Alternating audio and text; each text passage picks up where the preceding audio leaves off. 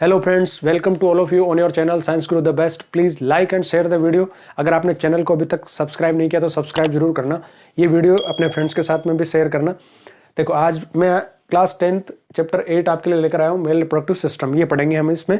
इससे रिप्रोडक्शन वाले चैप्टर में 2-3 वीडियो मैंने और बना रखे। एसेक्सुअल रिप्रोडक्शन हमने पूरा कवर कर लिया। उसके बाद में हमने रिप्रोडक्शन फ्लावरिंग प्लांट वाला पढ़ लिया। तो वो 2-3 वीडियो के आपको लिंक डिस्क्रिप्शन में मिल जाएंगे, आप वहाँ से जरूर देखना। अब हम बात करते हैं आज के टॉपिक की, हमारा मेल रिप्रोडक्टिव सिस्टम। यानी आज हमारा टॉपिक जो है ना, रिप्रोडक्शन इन ह्यूमन बीइंग, वहां से हम स्टार्ट करने वाले। मेल रिप्रोडक्टिव सिस्टम मेन है, इसमें फीमेल रिप्रोडक्टिव सिस्टम मेन है। इनको हम अच्छे से पढ़ेंगे डिटेल में। मैं आपको डायग्राम बना के जो है ना समझाऊंगा। इससे पहले जो लिखा हुआ है ना, उसके बारे में डिटेल में थोड़ा सा बता देता हूँ आपको क्या लिखा हुआ है। देखो, ह्यूमन में जो रिप्रोडक्शन होता है, हम सब जानते हैं सेक्सुअल मोड ऑफ रिप्रोडक्शन होता है। Both male and female parents involve. Internal fertilization होता है। Fertilization take place inside the female body, ठीक है। एक्सटर्नल फर्टिलाइजेशन नहीं होता। एक्सटर्नल फर्टिलाइजेशन जैसे फ्रॉग में, एक्वाटिक एनिमल वगैरह में जो होता है वैसे नहीं होता, ठीक है। और हम लोग जो होते हैं वो विविपेरस होते हैं। We directly give the birth to our young ones. ये चीजें हमें पता है। अब इसमें जो शुरू में लिखा हुआ है ना, कुछ जो इंट्रोडक्शन टाइप में, वो मैं थोड़ा सा आपको बताता हूँ। देखो क्या है कि male and female both produce the germ cell. Male germ cell is the sperm produced by the testis. Female germ cell is the egg produced by the ovary. There are 23 number of chromosomes in sperm and 23 number of chromosomes in egg. When both combine, then fertilization take place. Then first cell is zygote. Zygote have 46 number of chromosomes. ठीक है, तो वापस रीएस्टेब्लिशमेंट हो जाता है DNA का। Chromosomes के number उतने ही रह जाते हैं। ये सब हमें पता है। इससे पहले की सारी चीजें जो लिखी हुई है ना, उसमें वो एक तो सेकेंडरी सेक्सुअल कैरेक्टर्स के बारे में लिखा हुआ है, तो उसके बारे में थोड़ा सा डिस्कस कर लेते हैं। सेकेंडरी सेक्सुअल कैरेक्टर्स, देखो प्राइमरी सेक्सुअल कैरेक्टर्स क्या होते हैं। प्राइमरी सेक्सुअल कैरेक्टर जो बर्थ से ही हमें पता होता है। जैसे बेबी गर्ल है कि बेबी बॉय है, ये हमें शुरू से पता होता है। कैसे उसके प्राइमरी सेक्सुअल कैरेक्टर्स से, यानी उसकी प्राइमरी जो सेक्सुअल ऑर्गन है उनको देख के हमें पता चलता है। एक्सटर्नली जो प्रेजेंट होते हैं कि भाई टेस्टिस है या वेजाइना है या इस तरह से, तो बॉय या गर्ल का पता चलता है, वो उसके प्राइमरी कैरेक्टरिस्टिक हो। अब सेकेंडरी जो सेक्सुअल कैरेक्टर्स है वो क्या है, तो देखो ये एक एज होती है, एज ऑफ एडोलेसेंस जिसको हम कहते हैं, प्यूबर्टी जिसको हम कहते हैं। उस एज में जो हमें दिखाई देते हैं ना, वो सेकेंडरी सेक्सुअल कैरेक्टर्स होते हैं, ठीक है। तो ये बिकॉज ऑफ द हार्मोन्स है, because of the hormones produced by testis in male and because of the hormones produced by the ovary in female, the secondary sexual characters are visible. वो दिखाई देते हैं, ठीक है। कुछ कॉमन होते हैं, जैसे पिंपल्स का होना, ठीक है, हेयर ग्रो होना फेशियल पार्ट पे और बाकी बॉडी पार्ट्स पे जो है ना, जैसे थाई वाले पार्ट पे, अंडर आर्म पिट्स हेयर ग्रो हो रहे हैं, ये सारे कॉमन है, ठीक है। और ऑयली स्किन हो जाना, ये सारी चीजें, थोड़ा सेंसेशन होना, अपनी बॉडी के बारे में अवेयर होना, ठीक है। फ्रेंड्स के साथ में स्पेशली जो अपोजिट सेक्स है उसके प्रति अट्रैक्शन होना, ये सारी चीजें जो है वो कॉमन होती है। अब जो सेपरेबल कुछ अलग होते हैं, जैसे बॉयज में कुछ अलग होते हैं, गर्ल्स में कुछ अलग जो सेकेंडरी सेक्सुअल कैरेक्टर्स होते हैं, उनकी बात कर लेते हैं, ठीक है। जो प्यूबर्टी की एज है ना, जहां पर ये सेकेंडरी सेक्सुअल कैरेक्टर्स विजिबल होते हैं, तो वो एज गर्ल्स में जो है वो लगभग 10 to 13 ईयर्स की होती है। ये वेरी करती है पर्सन टू पर्सन, किसी में थोड़ी कम या ज्यादा या कुछ इस तरह से हो सकती है। बॉयज में जनरली 13 to 15 की एज में ये जो है ये स्टेज आती है, प्यूबर्टी वाली स्टेज आती है, जब हमें सेकेंडरी सेक्सुअल कैरेक्टर्स देखने को मिलते हैं, ठीक है। तो बॉयज की बात करते हैं तो जैसे दाढ़ी मूछे आना है ना, beard and moustaches and all these things है ना, ठीक है। दाढ़ी मूछे निकल आना, ठीक है। और थोड़ा ऐसे चेस्ट एक्सपेंशन होना, चेस्ट की मसल्स बनना, इस तरह के कुछ सेकेंडरी सेक्सुअल कैरेक्टर्स होते हैं जो कॉमनली हमें बॉयज में दिखते हैं। आवाज का फटना, ठीक है ना, एडम्स एप्पल जो यहाँ पर डेवलप होने लगती है, उसकी वजह से थोड़ी उनकी आवाज क्रैक होने लगती है। इरेक्शन इन पीनस और इस तरह के कुछ जो सेकेंडरी सेक्सुअल कैरेक्टर्स होते हैं ड्यूरिंग डे ड्रीम और नाइट टाइम, ये सारी चीजें। अब गर्ल्स के जो सेकेंडरी सेक्सुअल कैरेक्टर्स है उनकी बात करते हैं हम, तो development of the breast start हो जाता है इस एज में, मेंस्ट्रुएशन साइकिल का स्टार्ट होना, ठीक है। ये कॉमनली जो है वो उनके कैरेक्टरिस्टिक्स होते हैं, सेकेंडरी सेक्सुअल कैरेक्टरिस्टिक्स होते हैं। तो ये सारी चीजें जो शुरू में लिखी हुई है वो है। अब जो मेन हमें पढ़ना है वो मेल रिप्रोडक्टिव सिस्टम और फिर उसके बाद फीमेल रिप्रोडक्टिव सिस्टम। तो मेल रिप्रोडक्टिव सिस्टम की बात करते हैं, बुक में थोड़ा सा दे रखा है, मैं आपको इसको डिटेल से अच्छे से समझाऊंगा। हर एक पार्ट, हर एक ऑर्गन के हम फंक्शंस को पढ़ेंगे डिटेल से, ताकि आपको अच्छे से हर चीज क्लियर हो जाए, समझ में आ जाए। कुछ टर्म्स है जो नहीं होगी आपके लिए, उनको आपको थोड़ा ध्यान से समझना है और याद करना है, बस और कुछ नहीं है। एमसीक्यू टाइप के क्वेश्चन उसमें से बनने के चांसेस ज्यादा है, तो आप अच्छे से इसको समझना, ठीक है। शुरू करते हैं मेल रिप्रोडक्टिव सिस्टम से, ठीक है। देखो, कोई भी रिप्रोडक्टिव सिस्टम चाहे मेल है फीमेल है, उसको हम 2 पार्ट में डिवाइड कर सकते हैं, मेन रिप्रोडक्टिव सिस्टम और सेकेंडरी रिप्रोडक्टिव या एसेसरी रिप्रोडक्टिव सिस्टम, ठीक है। प्राइमरी और necessary reproductive system and secondary और एडिशनल और एसेसरी विच सपोर्ट, ठीक है, जो हेल्पिंग होता है। तो मेन, प्राइमरी जो सेकेंडरी, प्राइमरी या नेसेसरी जो है ना, उसमें आ जाएगा which produce germ cell. The main organ is the testis. In male की बात करते हैं अभी, जैसे फीमेल में मेन ऑर्गन ओवरी हो जाएगा, टेस्टिस, ठीक है। तो प्राइमरी या रिप्रोडक्टिव सिस्टम में आ जाएगा main organ which produce the germ cell, तो यहाँ पर टेस्टिस है। और सेकेंडरी या एसेसरी सिस्टम में जो अदर सपोर्टिव ऑर्गन्स है, जो इसको सपोर्ट करने वाले ऑर्गन्स है, जैसे पीनस है, बाकी सारे से इसमें आ जाएंगे। और ग्लैंड्स, एसेसरी ग्लैंड्स जो है वो इसके साथ में आ जाएगी। तो हम इसको ये कह सकते हैं कि primary which produce germ cell that is sperm in male and produced by the testis. So testis is the primary main organ of the male sex reproductive system. Then supportive और एसेसरी जो part है वो, तो उसमें पीनस है, epididymis है और glands है। ग्लैंड्स यहाँ पर 3 ग्लैंड है, बुक में देखो केवल 2 का दे रखा है, ये तीसरी, इसके बारे में भी आपको बताऊंगा मैं। सेमिनल वेसिकल है, प्रोस्टेट ग्लैंड है और काउपर्स ग्लैंड है। ये तीनों ग्लैंड, इनका रोल, इनके फ्लूइड्स के बारे में बात करेंगे हम। अब हम बात करते हैं हमारा जो मेन जो पार्ट है यहाँ पर, मेन जो सेक्स ऑर्गन है मेल में, वो है टेस्टिस। ठीक है, तो इसकी कुछ कैरेक्टरिस्टिक्स मैंने यहाँ पर लिख रखा है, पहले तो आप इसका एक स्क्रीनशॉट ले लो, फिर हम बात करते हैं इसके बारे में। देखो सबसे पहले टेस्टिस प्रेजेंट इन स्क्रोटम, जो pouch like bag like structure है जिसमें टेस्टिस प्रेजेंट होते हैं बिलो द एब्डोमिन केविटी। ये जो एब्डोमिनल केविटी है हमारा, जो पेट है, पेट के नीचे, ठीक है, पाउच में ये प्रेजेंट रहते हैं, तो वो पाउच का नाम है स्क्रोटम, याद रखना। ये स्क्रोटम इज द पाउच और bag like structure in which testis remain present. Paired होते हैं, ठीक है, पेयर्ड होते हैं, ओवरी भी पेयर्ड होती है, टेस्टिस भी पेयर्ड होते हैं। शेप इनकी कैसी है, तो ओवल शेप में, एग शेप में होते हैं। मेन मेल सेक्स ऑर्गन है, समझ में आ गया हमको। इसका काम क्या है, देखो, produce male sex hormone that is testosterone. ये याद रखना एमसीक्यू के लिए। Testosterone is the hormone, the main male sex hormone produced by the testis. ठीक है, अब टेस्टोस्टेरोन का क्या रोल है उसके बारे में बात करते हैं थोड़ा सा। देखो, testosterone is the male hormone, ठीक है, रेगुलेट द स्पर्म फॉर्मेशन। तो जो स्पर्म फॉर्मेशन है उस प्रोसेस को रेगुलेट करने का काम यही हार्मोन करता है। Production of germ cell, male germ cell that is sperm is under the control of testosterone, under the supervision और रेगुलेशन ऑफ द टेस्टोस्टेरोन। ठीक है, अब इस प्रोसेस का नाम स्पर्मेटोजेनेसिस है। ये एक नया नाम है, आप याद रखना, स्पर्मेटोजेनेसिस। ठीक है, oogenesis एंड स्पर्मेटोजेनेसिस, 2 प्रोसेस हो जाएगी। स्पर्मेटोजेनेसिस मींस ये वाली चीज, sperm formation. The process by which sperms are formed is called spermatogenesis. Genesis का मतलब होता है सिंथेसिस, बनना। तो स्पर्मेटोजेनेसिस मींस जिस प्रोसेस से स्पर्म सिंथेसिस होते हैं, बनते हैं, वो हो गई। And also responsible for secondary sexual characters. Testosterone is the hormone which is responsible for secondary sexual characters. जो अभी मैंने आपको बताया ना, सारे बॉयज में एट द प्यूबर्टी जितने भी सेकेंडरी सेक्सुअल कैरेक्टर्स है, आवाज का फटना, दाढ़ी मूछे निकलना, ये सारी चीजें जो है ना, वो बिकॉज ऑफ दिस हार्मोन है। ठीक है, ये हार्मोन की वजह से। एंड ये चीज याद रखना आप, देखो, लीडिंग सेल्स, ठीक है, ये वाली चीज, this hormone is produced by Leydig cells of testis. Testis की जो सेल टेस्टोस्टेरोन हार्मोन बनाती है, उन सेल का नाम क्या है, लीडिंग सेल्स है। ठीक है ना, ये चीज होगी।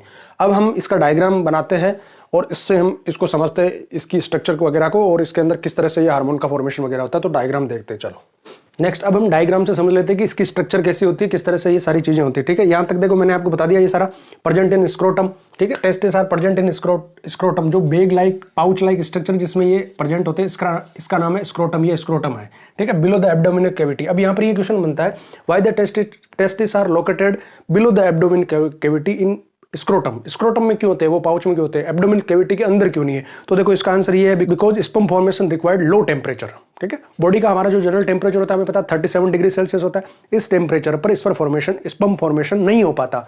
स्पर्म को फॉर्म होने के लिए लो टेम्परेचर चाहिए। ठीक है, तो इनकी पोजीशन भी जैसे हम देखते हैं कि विंटर में जो है तो इनमें श्रिंकेज होता है, ये एब्डोमिनल कैविटी के पास में ज़्यादा रहते हैं और रिलैक्सेशन रहता है समर्स में, इस तरह से। तो कहने का मतलब है कि रिक्वायर्ड इनको टेम्परेचर जो है वो 37 से कम है। ठीक है, उतने टेम्परेचर पे स्पर्म जो है वो जिंदा नहीं रहेंगे, इसलिए इनको स्पेशल पाउचेज में, स्क्रोटम में इनको रखा जाता है, बिलो द एब्डोमिनल कैविटी। ठीक है, अब देखो हमें ये बताया कि इसका मेन जो काम है, जैसे शेप के बारे में हमने पढ़ लिया कि एक शेप होता है, मेन सेक्स ऑर्गन है, मेन जो इसका हार्मोन है उसका नाम टेस्टोस्टेरोन है। ठीक है, और टेस्टोस्टेरोन जो है वो लीडिंग सेल्स प्रोड्यूस करती है, ये याद रखना है आपको। ठीक है, अब हम इसकी स्ट्रक्चर को देख लेते हैं एक बार। देखो इसकी स्ट्रक्चर में हम देखें ना, तो मेन चेंबर जो आपको दिखाई दे रहा है ना, ये चेंबर जैसे 1 2 3 4 5 6 7, ठीक है, चेंबर्स, ये चेंबर स्ट्रक्चर होती है इस तरह की। तो इन चेंबर्स को हम कहते हैं लोब्यूल्स।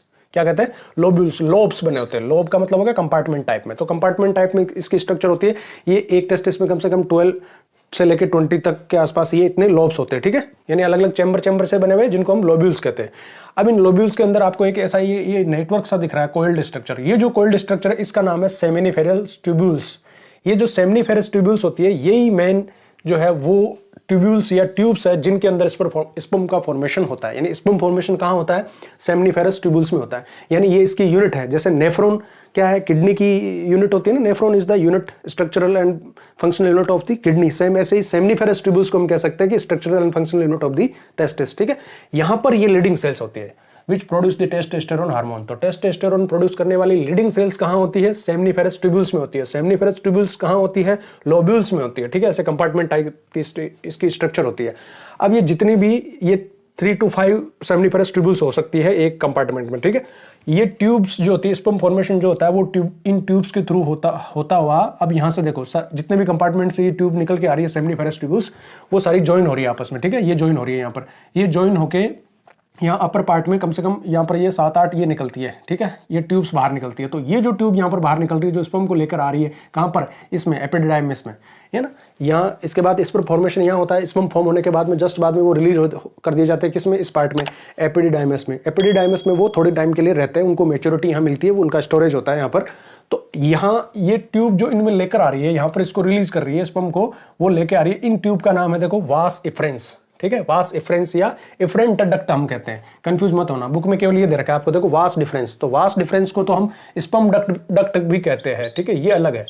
स्पर्म डक्ट तो वो डक्ट होगा, वो डक्ट है जो एपिडिडाइमिस से स्पर्म को लेके जाएगी और आगे कहां भेजेगी, कॉमन पाथ, जो यूरेथ्रा के साथ में जाके जहां कॉमन पाथ, जहां सेमिनल वेसिकल आके जुड़ेगा, ठीक है, इजेकुलेटरी डक्ट जो है, इजेकुलेटरी डक्ट में लेके जाएगी ये स्पर्म डक्ट, ठीक है, जो कॉमन पाथ बनाएगा यूरेथ्रा के साथ में वहां पर। जबकि ये ट्यूब्स जो सेमिनिफेरस ट्यूब से स्पर्म को लेकर आए के इसमें एपिडिडाइमिस में खाली करती है ना, उस ट्यूब का नाम वास एफरेंस है। तो वास एफरेंस और वास डिफरेंस दो तरह के ट्यूब है यहाँ पर, ठीक है। चलो ये हो गया, यहाँ से यहाँ आगे स्पर्म। अब इसके बाद में ये पार्ट है एपिडाइमिस, ठीक है। एपिडिडाइमिस में क्या होता है, एपिडिडाइमिस में स्टोरेज होता है, इनका स्टोरेज होता है और इसके साथ साथ इनका मैच्योरेशन भी होता है, यानी यहाँ पर उनको मैच्योरेशन भी मिलता है। अब यहाँ से ये जो ट्यूब निकल रही है, ये कॉइल्ड स्ट्रक्चर, इसका नाम है वास डिफरेंस या स्पर्म डक्ट भी कहते हैं उसको। ये स्पर्म डक्ट जो स्पर्म यहाँ से फॉर्म हुए, इन स्पर्म को लेके जाएगी और कॉमन पासेज यूरेथ्रा में इनको डालेगी, ठीक है। तो यहाँ से ये स्पर्म, ये जो यूरिनरी ब्लैडर है उसके पीछे से घूमते हुए एब्डोमिनल कैविटी में जाके और फिर नीचे की तरफ आएगी और कॉमन पासेज में ये खुलेगी, ठीक है। टेस्टिस हो गया। अब इसके बाद नेक्स्ट पार्ट की बात करते हैं, एपिडिडाइमिस। एपिडिडाइमिस का क्या रोल है, देखो, sperms from testis passed into epididymis via efferent duct, ठीक है। स्पर्म जो यहाँ टेस्टिस में प्रोड्यूस हो रहे हैं वो इसके द्वारा, किसके द्वारा, वास एफरेंस यानी इफरेंट डक्ट के द्वारा। ये जो डक्ट निकल रही है यहाँ से आप देख रहे हो, ये जो डक्ट है इनके द्वारा स्पर्म जो फॉर्म हुए टेस्टिस से वो कहाँ आ रहे हैं, इस पार्ट में आ रहे हैं, एपिडिडाइमिस में आ रहे हैं, ठीक है। तो sperm from testis passed into epididymis via efferent duct, ठीक है। It is highly coiled tubular organ, highly coiled tubular structures है, ठीक है। बहुत सारी ऐसे ट्यूब जैसे हैं और वो ट्यूब्स कैसी है, कोइल्ड है, हाईली कोइल्ड ट्यूबुलर स्ट्रक्चर है। इट टेम्परेरली स्टोर्स स्पर्म, इसका ये काम होता है, ये टेम्परेरली स्टोर करके रखता है किसको, स्पर्म को।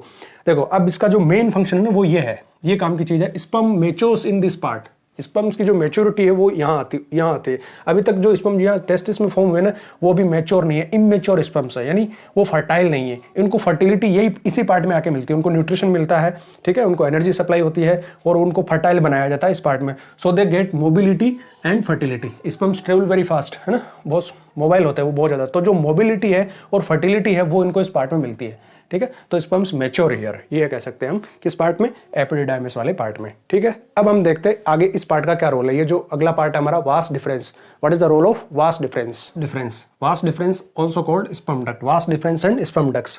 It is long muscular tube, it is a long muscular tube, muscles की बनी होती है ट्यूब है ये, ठीक है। अब इसका मेन काम ये है, देखो, it transport mature sperm to the urethra for ejaculation, ठीक है।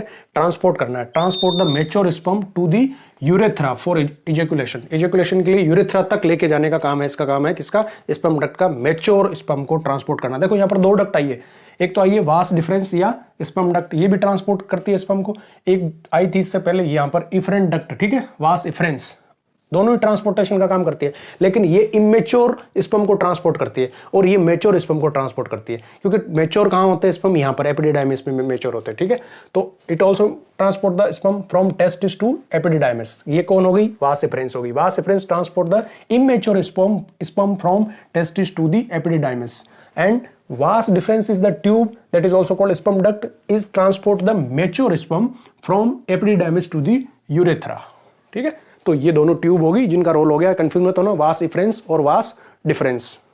अभी हमने टेस्टिस के बाद एपिडिडाइमिस, ठीक है, ये हो गया टेस्टिस, है ना, टेस्टिस। और ये जो स्ट्रक्चर है रेड कलर में जो मैंने शो करके एपिडिडाइमिस, एपिडिडाइमिस से फिर ये स्पर्म डक्ट जिसको हम कहते हैं वास डिफरेंस, और वास डिफरेंस तक हमने पढ़ लिया। अब इसके आगे ग्लैंड्स का हम यहाँ पर रोल आ जाता है। तो ग्लैंड से मैं स्टार्ट करता हूँ आपको। सबसे पहले देखो यहाँ से, देखो ये है सेमिनल वेसिकल ग्लैंड, ठीक है, फर्स्ट ग्लैंड जो इस स्पर्म डक्ट में या वास डिफरेंस में, ठीक है, वास डिफरेंस में जो खुलती है आके वो है सेमिनल वेसिकल की डक्ट, ठीक है। तो सेमिनल डक्ट हो जाएगी, seminal vesicle is the gland, तो उसके डक्ट का नाम हो गया सेमिनल डक्ट। तो ये सेमिनल डक्ट आके सबसे पहले यहाँ खुलेगी, किसमें, इस डक्ट में। ये डक्ट कौन सी है, ये वास डिफरेंस है, वीडी, ठीक है, शॉर्ट में मैं इसको वीडी कह रहा हूँ, वास डिफरेंस। तो वास डिफरेंस में आके खुलती है सबसे पहले ये डक्ट, कौन सी, सेमिनल वेसिकल की डक्ट। ये जो सेमिनल वेसिकल ग्लैंड है इसकी डक्ट यहाँ पर आके खुलती है, ठीक है। अब ये दोनों कॉमन डक्ट बना लेती है एक, यहां पर जो कॉमन डक्ट बनेगी इसका नाम हो जाएगा इजेकुलेटरी डक्ट, ठीक है, इजेकुलेटरी डक्ट। ये वाली जो डक्ट है यहां पर ये जो शो कर रखी है मैंने, ये वाली, ये इजेकुलेटरी डक्ट है ये, ठीक है, ये इजेकुलेटरी डक्ट है ईडी, ठीक है। तो हम ये देख लेते हैं कि सेमिनल वेसिकल क्या है, सेमिनल वेसिकल ग्लैंड और इसका रोल क्या है, ठीक है, इसकी स्ट्रक्चर और रोल के बारे में थोड़ा सा पढ़ लेते हैं। Seminal vesicle is the sac like pouch, ठीक है, एक सेक लाइक पाउच, एक पाउच है that attach to the vas deferens near the base of the urinary bladder. Urinary bladder के बेस के नजदीक यहाँ पर इस जगह पर ये अटैच हो जाती है, किससे, वास डिफरेंस से, जो हमारी स्पर्म डक्ट आ रही है उससे ये अटैच हो जाती है, ठीक है। प्रोवाइड एनर्जी, देखो मेन रोल इसका जो है ना, इस पे क्वेश्चन बनता है, आया हुआ अभी, ये पहले भी बोर्ड एग्जाम में भी पूछा हुआ है, role of seminal vesicle and prostate gland करके क्वेश्चन है एक्सरसाइज में भी, तो यहाँ ध्यान से देखना। Provide energy, fructose and mobility to sperm, ये इसका मेन काम है। देखो ये एक तो एनर्जी प्रोवाइड करना स्पर्म को, क्योंकि स्पर्म जो है ना उनका लाइफ स्पान बहुत कम है और उनको मोबिलिटी चाहिए, बहुत फास्टली वो उनको ट्रेवल करना चाहिए, तो वो जो मोबिलिटी है, जो एनर्जी उनको रिक्वायर्ड है, वो एनर्जी प्रोवाइड करने का काम करती है सेमिनल वेसिकल का फ्लूइड, जो मिल्की फ्लूइड होता है वो, ठीक है। तो it provide energy, mostly it provide fructose, fructose is the sugar, ठीक है, ग्लूकोज फ्रुक्टोज, ये तो फ्रुक्टोज शुगर प्रोवाइड करके ये एनर्जी प्रोवाइड करने का काम करती है, और mobility to the sperm, so energy and mobility is provided to the sperm by this seminal vesicle fluid of the seminal vesicle, ठीक है। The milky fluid of seminal vesicle along with sperm is called the semen. Now it is called semen. Okay, what is the semen? Semen is the sperm plus sperm plus fluid of seminal vesicle, ठीक है। Sperm और seminal vesicle का fluid दोनों मिलकर जो milky fluid बनता है, अब उसको हम कहेंगे semen. So semen is the ejaculated, so semen is ejaculated outside the penis. Okay, so what is semen? Sperm plus fluid of the seminal vesicle. यहां जाके यहां से जो लिक्विड अब होगा उसको हम कहेंगे semen. So semen in ejaculatory duct, ठीक है। अब ये जो डक्ट है ये इजेकुलेटरी डक्ट है, यहां तक ये जो डक्ट आ रही है ये डक्ट कौन सी है? वीडी है, यानी वास डिफरेंस है। यहां से ये जो डक्ट आई ये कौन सी डक्ट है? ये डक्ट ऑफ सेमिनल वेसिकल है, सेमिनल वेसिकल डक्ट है। तो सेमिनल वेसिकल डक्ट और वास डिफरेंस दोनों मिलकर जो कॉमन डक्ट बनाएगी उसको हम कहेंगे अब यहाँ पर इजेकुलेटरी डक्ट। और इजेकुलेटरी डक्ट में जो फ्लूइड होगा उसका नाम क्या हो जाएगा? सीमन, ठीक है। और इसमें जो लिक्विड था अभी तक जो था उसको हम कहेंगे स्पर्म। तो यहां तक स्पर्म है। अब इसके बाद सेमिनल वेसिकल प्लस स्पर्म दोनों मिलकर अब यहां पर क्या हो गए? सीमन हो गए। अब देखो नेक्स्ट, अब इसके बाद आ गया नेक्स्ट ये प्रोस्टेट ग्लैंड, ठीक है। प्रोस्टेट ग्लैंड यहां से आ गई, तो ये इजेकुलेटरी डक्ट और ये जो यूरेथ्रा, ठीक है, जो यूरेथ्रा आ रहा है यूरिनरी ब्लैडर से, वो ये दोनों मिलकर अब यहां से ये कॉमन पासेज बना रहे। तो ये प्रोस्टेट ग्लैंड होगी। अब देखो make sperm thin and provide motility, इसका काम क्या हो गया? टू मेक स्पर्म थिन, ठीक है। पहला तो ये हो गया प्रोवाइड मोटिलिटी। सेकंड फंक्शन इसका ये है have two lobed near the opening of urethra, it is a lobular two lobed structure, two lobed gland, ठीक है, near the opening of the urethra. Urethra के ओपनिंग में जस्ट ब्लैडर के नीचे की साइड में यहीं पर ये होती है। और देखो क्या है? सेक्रेट्स एल्कलाइन फ्लूइड्स, यहाँ जो फ्लूइड सेक्रेट होता है वो एल्कलाइन होता है, ठीक है। पीएच इसकी एल्कलाइन पीएच होती है, हमने केमिस्ट्री में पढ़ा ना। एल्कलाइन पीएच क्या होती है? एसिडिक और एल्कलाइन दो तरह की पीएच होती है। जस्ट 7 पर न्यूट्रल होता है, 7 से कम पर पीएच एसिडिक होती है और 7 से ऊपर एल्कलाइन होती है। तो थोड़ा सा इसका ये लाइट बेसिक इन नेचर है ये जो फ्लूइड्स है, fluids of the prostate gland. अच्छा, एल्कलाइन नेचर क्यों जरूरी है यहाँ पर? एल्कलाइन फ्लूइड क्यों जरूरी है? Because the medium of the vagina is acidic, वहां पर बहुत सारे लैक्टोबैसिलस बैक्टीरिया होते हैं, एसिडिक मीडियम होता है, तो एसिडिक मीडियम में sperm can not survive. So to make that medium alkaline the fluid is released by the prostate gland. Alkaline fluids यहां पर रिलीज किया जाता है, ठीक है। तो ये हो गया हमारा प्रोस्टेट ग्लैंड। अब प्रोस्टेट ग्लैंड और ये जो आई इजेकुलेटरी डक्ट और प्रोस्टेट ग्लैंड निकलने के बाद में अब यहां से जो है ना ये पूरा कहलाएगा यूरेथ्रा। ये common passage for the sperm as well as for the urination, but both the functions can not take place simultaneously, ठीक है। दोनों एक साथ नहीं हो सकते, या तो स्पर्म रिलीज होगा और या फिर यूरिनेशन होगा, ठीक है। दोनों एक साथ कभी भी नहीं हो सकते। अब देखो नेक्स्ट हमारा है थर्ड, ये जो है ना ये काउपर ग्लैंड, इसको बल्बो यूरिथ्रन ग्लैंड भी कहते हैं और काउपर ग्लैंड भी इसका नाम है। बुक में हालांकि नहीं दे रखा, लेकिन इसका भी इंपॉर्टेंट रोल होता है यहाँ पर, तो मैं इसके बारे में आपको बताता हूँ next. Cowper's gland, Cowper's gland is also called bulbourethral gland, ठीक है। इसका बल्बो यूरिथ्रल नाम भी है। It is paired and pea shaped secretes lubricating fluid, ये वैसे इसका रोल है main. It provide lubrication to the sperm, lubricating fluids provide करती है ताकि स्पर्म का जो मूवमेंट है वो स्मूथ हो जाए। To make the movement of sperm very smooth, है ना, smoothly they can travel in the vaginal path. So this is the lubricating fluid release by the Cowper's gland और बल्बो यूरिथ्रल ग्लैंड। तो ये glands का role हो गया। Main जो 3 gland थी, सेमिनल वेसिकल थी, सेमिनल फ्लूइड, ठीक है, और दूसरी थी प्रोस्टेट ग्लैंड और तीसरी थी ये काउपर्स ग्लैंड, ठीक है। अब देखो मैंने आपको टेस्टिस हो गया, इसके बाद ये एपिडाइडिमिस हो गया, सेमिनल ये होगी, वीडी होगी, वास डिफरेंसा हो गया, वास डिफरेंसा के बाद में तीनों ग्लैंड्स हो गई। अब लास्ट जो पार्ट है हमारा वो है पीनस। तो इज द पीनस, ओके, पीनस, ठीक है। इसके बारे में देख लेते थोड़ा सा। Made up of spongy erectile muscular tissue, spongy erectile muscular tissue, made up of spongy erectile which can erect richly supplied with blood vessels, ठीक है, blood vessels richly supplied with blood vessels when it ejaculate the semen into the vagina, that time because of the blood vessels it become erectile. Then functions urination and ejaculation. The main function are urination and ejaculation because the urethra is the common path. Urethra is the common path for the semen and as well as urine. Provide passes for urine and sperm और we can say semen, ठीक है। तो ये reproductive system हो गया, male reproductive system. इसके सारे parts के बारे में मैंने आपको बता दिया। अब एक आपका स्पर्म की स्ट्रक्चर थोड़ा सा बताता हूँ। स्ट्रक्चर ऑफ स्पर्म, ठीक है। Sperms are very tiny, mobile bodies, tiny and mobile bodies use long tail to move, ठीक है। एक लॉन्ग टेल होती है इसमें। ये लॉन्ग टेल का इनको फायदा है कि मूवमेंट इनका इजी हो जाता है, ठीक है। फास्ट मूवमेंट पॉसिबल होता है because of this long tail. Male germ cell है, हम जानते हैं male germ cell sperm male gamete है 23 क्रोमोसोम्स, ठीक है। अब इसके स्ट्रक्चर को देखते हैं। देखो इसमें 3 पार्ट होते हैं। ये अपर पार्ट जो है ना ये कहलाता है इसका हेड, ये बीच वाला पार्ट जो है ना इसको हम कहते हैं मिडल पीस और बॉडी, और ये लास्ट पार्ट है टेल। तो 3 पार्ट हो गए इसके, हेड, मिडल पीस और बॉडी एंड टेल, 3 पार्ट में होता है। अब देखो जो अपर पार्ट है ना, ये अपर पार्ट जो है इसमें 2 स्ट्रक्चर होती है मेनली, एक होता है एक्रोसोम और एक होता है न्यूक्लियस, ठीक है। न्यूक्लियस में हमें पता है जेनेटिक मटेरियल है 23 क्रोमोसोम्स है और जो भी जेनेटिक इन्फॉर्मेशन है वो सारी इसी में न्यूक्लियस में। न्यूक्लियस के ऊपर ये एक्रोसोम है। तो एक्रोसोम क्या है, इसका रोल क्या है? देखो एक्रोसोम है ना गोल्जी बॉडी का बना होता है, मेनली गोल्जी बॉडी होते हैं इसमें, और इसमें जो एंजाइम होते हैं, ठीक है, इसमें जो एंजाइम होते हैं वो लाइटिक एंजाइम्स होते हैं। मेनली जो एंजाइम्स इसमें होते हैं वो लाइटिक एंजाइम्स होते हैं। ये एंजाइम्स क्यों होते हैं? ताकि ये जो एक्रोसोम्स है ना वो एग की मेम्ब्रेन को ब्रेक कर सके। तो एग की मेम्ब्रेन को ब्रेक करने के लिए यहाँ पर लाइटिक एंजाइम्स होते हैं इन दिस एक्रोसोम पार्ट, ठीक है। फिर ये मिडिल पार्ट है, यहाँ पर मेनली जो है ना माइटोकॉन्ड्रिया होते हैं, बहुत सारे माइटोकॉन्ड्रियाज होते हैं, और हमें पता है mitochondria is the power house of the cell, provide the energy to the cell. तो ये माइटोकॉन्ड्रिया बहुत सारे होने का रीजन ये है कि इसको एनर्जी प्रोवाइड करे, ज्यादा एनर्जी इसको मिले ताकि ये जो है फास्टली इसका मूवमेंट हो जाए, और टेल इसको मूवमेंट को स्मूथ करने के लिए, इजी करने के लिए। तो ये 3 पार्ट हो गए इसके, ठीक है। अब हम एक बार वापस से इसको देख लेते हैं पूरे मेल रिप्रोडक्टिव सिस्टम को। मैं एक बार जो हमने पढ़ा है ना उसको एक बार मैं समराइज फॉर्म में फटाफट आपको वापस बता देता हूँ। The main part is this testis. Testis is the main organ. Main organ होता है टेस्टिस के, हमने पढ़ा। टेस्टिस के अंदर हमने क्या पढ़ा? टेस्टिस के अंदर बहुत सारे ऐसे लोब्यूल्स होते हैं, लोब्स होते हैं, चेंबर होते हैं जिनको हम कहते हैं लोब्यूल्स, ठीक है। उन लोब्यूल्स के अंदर क्या थी? लोब्यूल्स के अंदर ट्यूब थी, ठीक है। लोब्यूल्स में ट्यूब थी, जिन ट्यूब्स का ऐसे ट्यूब थी कोल्ड, इन ट्यूब का क्या नाम था? सेमिनिफेरस ट्यूब्यूल्स था, सेमिनिफेरस ट्यूब्यूल्स। तो सेमिनिफेरस ट्यूब्यूल्स क्या करती है? सेमिनिफेरस ट्यूब्यूल्स स्पर्म फॉर्म करती है, ठीक है। जो सेल स्पर्म फॉर्म करती है उनका क्या नाम था? लीडिंग सेल्स, ठीक है। लीडिंग सेल याद रखना, Leydig cell is the cell which produce sperm. तो लीडिंग सेल स्पर्म प्रोड्यूस करती है, सेमिनिफेरस ट्यूब्यूल्स में होती है। सेमिनिफेरस ट्यूब्यूल्स लोब्यूल्स के अंदर होती है, ठीक है। तो सारी सेमिनिफेरस ट्यूब्यूल्स मिलकर क्या बनाती है? मिलकर बनाती है एफरेंट ट्यूब, ठीक है। एफरेंट डक्ट और एफरेंट ट्यूब, जिसको हमने वासा एफरेंसा भी कहा था, वासा एफरेंसा, ठीक है। वो सारी आके खुलती है कहां पर? इस स्ट्रक्चर में। इसका क्या नाम है? एपिडिडाइमस, ठीक है। एपिडिडाइमस। एपिडिडाइमस में क्या होता है? स्पर्म मैच्योर होते हैं, अभी इमेच्योर थे। यहाँ जो टेस्टिस में स्पर्म फॉर्म हुए वो इमेच्योर थे, तो उनका मैच्योरेशन कहाँ पर होता है? एपिडिडाइमस में। कुछ टाइम के लिए स्टोर रहते हैं एपिडिडाइमस में, ये मैच्योर हो गई।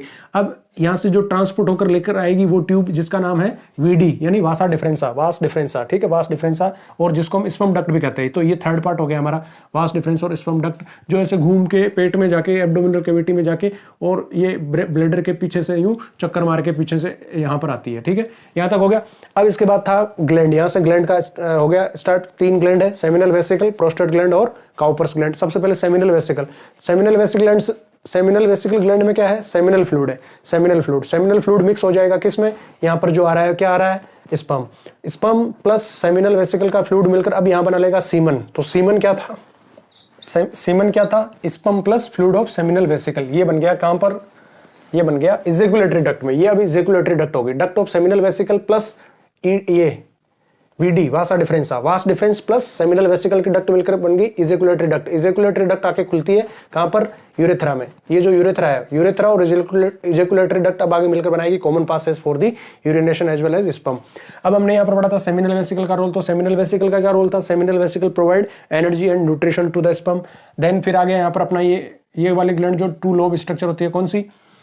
ये प्रोस्टेट ग्लैंड। प्रोस्टेट ग्लैंड का क्या रोल था? प्रोस्टेट ग्लैंड एक तो एल्कलाइन फ्लूइड रिलीज करती है, एल्कलाइन फ्लूइड्स, ठीक है। इसके अलावा ये इसका काम भी मोबिलिटी प्रोवाइड करना है स्पर्म को। इसके बाद में ये थी Cowper's gland. Cowper's gland lubrication provide करती है, लुब्रिकेटिंग इसका जो होता है वो लुब्रिकेशन प्रोवाइड करती है ताकि स्मूथ मूवमेंट हो जाए। उसके बाद में ये था हमारा जो उसके बाद ये कॉमन पास है यूरेथ्रा, जिससे यूरिनेशन और इजेकुलेशन दोनों एक साथ होंगे। ये बाकी सारे ऑर्गन सपोर्टिव है, मेन जो ऑर्गन है ना वो है ये टेस्टिस, ठीक है। बाकी सारे जो है पीनस और ये सब एपिडिडाइमिस और हमारा मेल रिप्रोडक्टिव सिस्टम कंप्लीट हो गया। अगर आपको वीडियो पसंद आया लाइक करना, सब्सक्राइब जरूर करना। नेक्स्ट मैं लेकर आऊँगा फीमेल रिप्रोडक्टिव सिस्टम, ठीक है। वो डायग्राम से डिटेल में हम पढ़ेंगे हर एक चीज़ को